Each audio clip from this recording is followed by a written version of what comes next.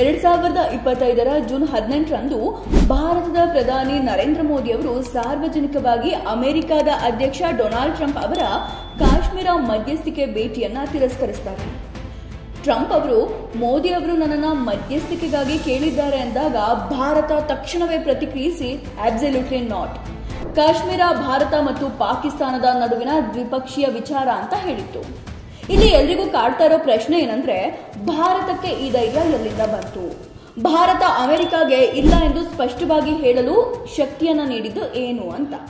ಮೊದಲನೇದಾಗಿ ನಾವು ಇಲ್ಲಿ ಜಿಯೋ ಪೊಲಿಟಿಕ್ಸ್ ಅನ್ನ ಅರ್ಥ ಮಾಡ್ಕೊಳ್ಬೇಕು. ಅಮೆರಿಕ ಯಾವಾಗಲೂ ಇಸ್ಲಾಮಿಕ್ ರಾಷ್ಟ್ರಗಳ ಅಣ್ವಸ್ತ್ರಗಳ ವಿಷಯದಲ್ಲಿ ಎಚ್ಚರಿಕೆಯಿಂದ ಇರುತ್ತೆ. ಇಂದಿನ ಇರಾನ್ ಇಸ್ರೇಲ್ ಸಂಘರ್ಷವನ್ನ ತೆಗೆದುಕೊಳ್ಳಿ. ಜಗತ್ತಿಗೆ ಇದು ಇರಾನ್ ವಿರುದ್ಧ ಇಸ್ರೇಲ್ ಅಂತ ಕಾಣಿಸ್ತಾ ಇದೆ, ಆದ್ರೆ ನಿಜವಾದ ಸಂಘರ್ಷ ಇರಾನ್ ವಿರುದ್ಧ ಅಮೆರಿಕ. ಯಾಕೆ ಅಂದ್ರೆ ಇರಾನ್ಗೆ ಅಣುಶಕ್ತಿಯ ಅವಶ್ಯಕತೆ ಇದೆ, ಆದ್ರೆ ಅಮೆರಿಕ ಈ ಜಗತ್ತಿನಲ್ಲಿ ಯಾವ ಇಸ್ಲಾಮಿಕ್ ರಾಷ್ಟ್ರಗಳು ಕೂಡ ಅಣುಶಕ್ತಿಯನ್ನ ಇಟ್ಕೊಳ್ಬಾರ್ದು ಅಂತ ಪ್ಲಾನ್ ಮಾಡಿದೆ. ಯಾಕೆ ಅಂತ ನಾನ್ ತಿಳಿಸ್ತೀನಿ ನೋಡಿ. ಇಲ್ಲಿ ಒಂದು ಮುಖ್ಯವಾದ ಅಂಶ ಏನಂದ್ರೆ, ಧಾರ್ಮಿಕತೆ ಅತಿಯಾದಾಗ ಅದರ ಜೊತೆ ಅಣ್ವಸ್ತ್ರ ಶಕ್ತಿ ಸೇರೋದು ವಿಶ್ವದ ಶಾಂತಿಗೆ ಅಪಾಯಕಾರಿಯಾಗಿದೆ ಎಂಬ ಅರಿವು ಪಶ್ಚಿಮ ರಾಷ್ಟ್ರಗಳಿಗಿದೆ. ಲಿಬಿಯಾವನ್ನ ನಿರಪಾಯಗೊಳಿಸಲಾಯಿತು, ಈಗ ಇರಾನ್ ಮೇಲೆ ದಾಳಿ ಆಗ್ತಾ ಇದೆ.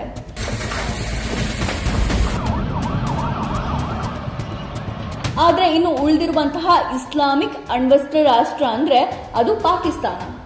ಇದು ಅಮೆರಿಕಾಗೆ ಗೊತ್ತಿಲ್ಲ ಅಂತ ಅನ್ಕೋಬೇಡಿ. ವಾಸ್ತವದಲ್ಲಿ ಅಮೆರಿಕಾಗೆ ಪಾಕಿಸ್ತಾನದ ಅಣುಶಸ್ತ್ರ ಸಂಪತ್ತಿನ ಮೇಲೆ ಹಿಡಿತಾ ಇದೆ.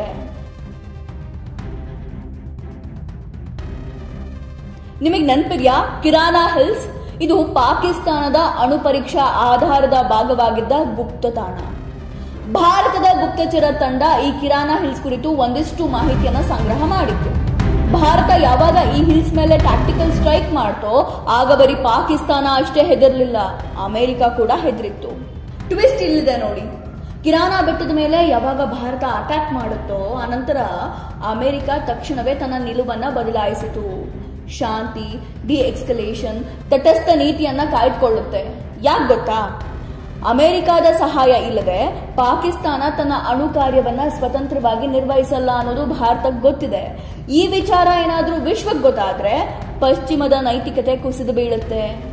ಈ ಎಲ್ಲ ಅಂಶಗಳು ಅಂದ್ರೆ ಸತ್ಯ, ರಾಜತಾಂತ್ರಿಕ ನಿಲುವುಗಳು ಭಾರತಕ್ಕೆ ಶಕ್ತಿ ನೀಡುತ್ತೆ.